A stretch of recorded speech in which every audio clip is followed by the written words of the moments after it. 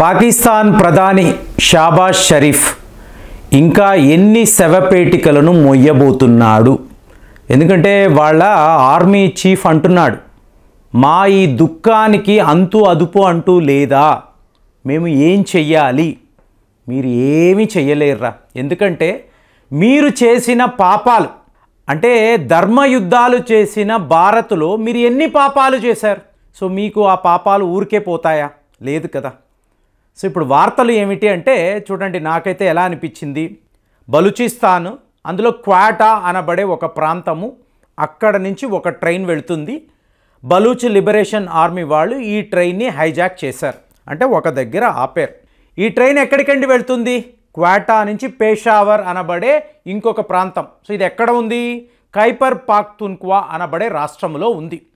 మరి ఖైబర్ పాఖ్తూన్ఖ్వాలో అక్కడ ఒక యుద్ధ వీరులు తెహ్రీక్ ఈ తాలిబాన్ పాకిస్తాన్ వాళ్ళు ఆయుధాలను పట్టుకొని రెడీగా ఉన్నారు. అంటే ఏంటి?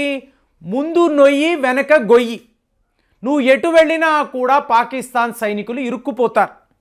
సో ఫైనల్గా మీకు ఆ ట్రైన్ ఇక్కడే ఆగిపోవడంతో ఎంతోమంది వీరస్వర్గం పొందారు. సైనికులు కదా, యుద్ధము చేశారు కాబట్టి వీరస్వర్గము అనాలి. కానీ వీళ్ళు చెడు వైపు ఉన్నారు. ఈ సైనికులే కానీ చెడు వైపు ఉన్నారు. షాబాజ్ షరీఫ్ లాంటి దుర్మార్గుల వైపు ఉండడంతో వాళ్ళకి పడాల్సిన శిక్ష పడింది. ఇప్పుడు మహాభారతము అన్నప్పుడు, కర్ణుడు అన్నప్పుడు మీకు ఎలాంటి దాన ధర్మాలు చేసేవాడు? కానీ దుర్యోధనుడు చెడు వైపు ఉండడం వలన కర్ణుడి యొక్క ఎండ్ రిజల్ట్ కూడా చాలా చాలా దయనీయమైనదే కదా.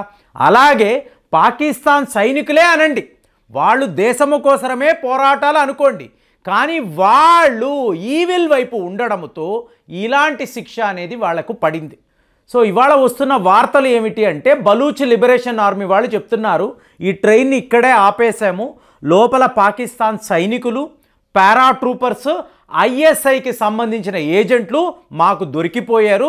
వరస పెట్టి వాళ్ళకి ఇస్తున్న టైం గంటకి ఇంతంత మంది మీకు వీళ్ళు వెళ్ళిపోతారు, వీరస్వర్గం పొందుతారని చెప్తున్నాము, చేస్తున్నాము, మీరు రిలాక్స్ అయిపోండి. ఎవరికి చెప్తున్నారు? తెహ్రీక్ ఈ తాలిబాన్ పాకిస్తాన్ వాడు ఖైబర్ పాఖ్తూన్ఖ్వాలో ఉన్న వాళ్ళకి చెప్తున్నారు. వాళ్ళేమంటున్నారు? ఓకే బ్రదర్, అక్కడ నువ్వు ఏం చెయ్యాలో చేసావు, ఇక్కడ మేము ఏంటో చూపిస్తాము, ఈ పాకిస్తాన్ సైనికులకు మా తడాకా చూపిస్తాము అని చెప్పి మీకు జెండోలా మిలిటరీ బేస్ అంటారండి. ఖైబర్ పాఖ్తూన్ఖ్వాలో ఉండే మీకు ట్యాంక్ జిల్లా జెండోలా మిలిటరీ బేస్. సో ఒక ట్రక్కు తీసుకున్నారు, ఆ ట్రక్కు నిండా మీకు పేలుడు పదార్థాలు, ఒక వ్యక్తి నేరుగా తీసుకువెళ్ళి ఆ ట్రక్కుని ఈ జెండోలా మిలిటరీ బేస్లో తీసుకువెళ్ళి గుద్దాడు. సో గుద్దడము చాలా పెద్ద పేలుడు అయిన తరువాత పాకిస్తాన్ సైనికులు భయపడిపోయి వీళ్ళ క్వార్టర్స్లోకి, ఆ ఫోర్ట్లోకి పారిపోయారు. పారిపోయిన తరువాత చూడండి, తెహ్రీక్ ఈ తాలిబాన్ పాకిస్తాన్ వీరులు వీళ్ళు ఆయుధాలను పట్టుకొని నేరుగా మిలిటరీ బేస్లోకి వెళ్ళి అక్కడ ఉండే సైనికులను ఇష్టానుసారం, మీకు ఒక పెద్ద పేషావర్లో వార్ లాంటి సిట్యువేషన్ అనాలి, మీకు భీకరమైన యుద్ధము జరిగింది. ఫైనల్గా పాకిస్తాన్ ఎప్పుడూ చెప్పే నరేటివ్, వీళ్ళు మా మిలిటరీ బేస్లోకి వచ్చారు, మేము వీరోచితమైన పోరాటము చేశాము, ఇందులో ఒక 8 మంది 10 మంది మీకు తీవ్రవాదులు మరణించారు, మేము విజయము సాధించాము. ఇంకా ఇది కామెడీగా ఎలా చెప్తున్నారంటే, ఒక 8.5 తీవ్రవాదులు 10.5 తీవ్రవాదులు, ఈ 8.5 ఏంట్రా 10.5 ఏంట్రా అర్థం కాదు. కానీ పాకిస్తాన్ మీడియా కూడా మహానుభావులు, అబద్ధాలు చెప్పడంలో నంబర్ 1 పొజిషన్లో పాకిస్తాన్ గవర్నమెంట్ అంటే, సెకండ్ పొజిషన్లో మీకు మీడియా ఉంది. వాళ్ళు వచ్చారు, మా మీద దాడులు చేశారు, మేము వాళ్ళ మీద అటాక్ చేసి వాళ్ళందరూ చనిపోయారు, మేమందరం బతికిపోయాం, మేము విజయం సాధించాం, ఇలా రాస్తూ పోతున్నారు. సో ఇప్పుడు మీరు ఓవరాల్గా చూశారనుకోండి, పాకిస్తాన్లో ఈ రక్త ప్రవాహము అనేది ఆగడం లేదు. వాళ్ళ ఆర్మీ చీఫే చెప్తాడు, ఇది ఎప్పుడు ఆగుతుంది, ఈ దుఃఖం ఎప్పుడు ఆగుతుంది? ఒక్కసారి భారత్ను అడుగు, కాశ్మీరీ పండిట్స్ను అడుగు, ముంబై దాడుల్లో మరణించిన 166 మందిని అడుగు, ఈ దుఃఖము ఎప్పుడు ఆగుతుంది? ఆ కుటుంబాలు ఇవాళ వరకు కూడా ఆ బాధ నుంచి బయటపడలేదు. ఫ్రెండ్స్, ఇదేదో ఎక్కడెక్కడో జరిగింది అనుకోవడానికి లేదండి. నేను స్వయంగా ఒక మహిళ వచ్చారు, ఆయనతో పాటు వాళ్ళ నాన్నగారు, అమ్మగారు, తమ్ముడు, చెల్లెలు ఉన్నారు. ఆ నాన్నగారు మీకు నల్లని కళ్ళద్దాలు వేసుకొని ఉన్నారు. అప్పుడు ఈ మహిళ చెప్తున్నారు, మా నాన్నగారండి మమ్మల్ని కష్టపడి చదివించారు, మాకు పెళ్ళిళ్ళు చేశారు. సో ఆయన తన జీవితంలో ఎన్నో త్యాగాలు చేశారు. ఆ గోకుల్ చాట్కి వెళ్ళాము సరదాగా, అక్కడ బాంబు పేలింది, ఆయన కళ్ళు పోగొట్టుకున్నారు. ఎలా ఉంటుందంటే ఆ కుటుంబానికి. కాబట్టి మనము కూడా చూస్తున్నాం, ఇదేదో పాకిస్తాన్లో పేషావర్, క్వాటా, బలూచిస్తాన్ కాదు, మన హైదరాబాదులో ఇక్కడ ఇలాంటివి మనం చూసాము. పాకిస్తాన్ వాడి పాపము అలాంటిది. కాబట్టి India will never forget, never it will forgive. ఇది గుర్తుపెట్టుకోవాలి. పాకిస్తాన్ని క్షమించడం అనేది లేదు. కానీ వాడి నేరేటివ్ని చూసారనుకోండి, పాకిస్తాన్లో ఏం జరిగినా దానికి భారతే కారణం అంటూ ఉంటాడు కదా. ఇవాళ ఇంకొక దేశాన్ని కలుపుకుంటున్నాడు, ఆ దేశము ఆఫ్ఘనిస్తాన్. సో వాడేం చెప్తున్నాడు, India sponsored terrorism in Balochistan. అంటే ఆఫ్ఘనిస్తాన్ నుంచి వీళ్ళు వస్తున్నారు, తీవ్రవాదులు మా మీద దాడులు చేస్తున్నారు, వాళ్ళకి సపోర్ట్ అంతా ఈ బిగ్ బ్రదర్ భారత్ వీళ్ళు ఇస్తున్నారు. ఫండింగ్ ఇస్తున్నారు, ఆయుధాలు ఇస్తున్నారు, యూనిఫామ్లు, వాళ్ళకి ఏం కావాలన్నా కూడా ఇచ్చి పాకిస్తాన్లో అల్లకల్లోలము సృష్టించండి అంటున్నారు. సో ఇప్పుడు ప్రతి వాళ్ళకి మీడియానే అడుగుతుంది, ఏమండి ఎప్పుడు భారత్ భారత్ అంటున్నారు కదా, ఇవాళ ఆఫ్ఘనిస్తాన్ ఆఫ్ఘనిస్తాన్ అంటున్నారేంటి, ఒక స్టేజ్లో ఇద్దరిని కలుపుతున్నారేంటి?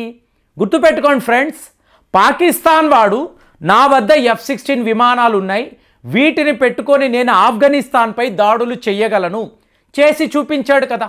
2 సార్లు ఎయిర్ స్ట్రైక్స్ చేశాడు. ఎవరి మీద చేశాడు?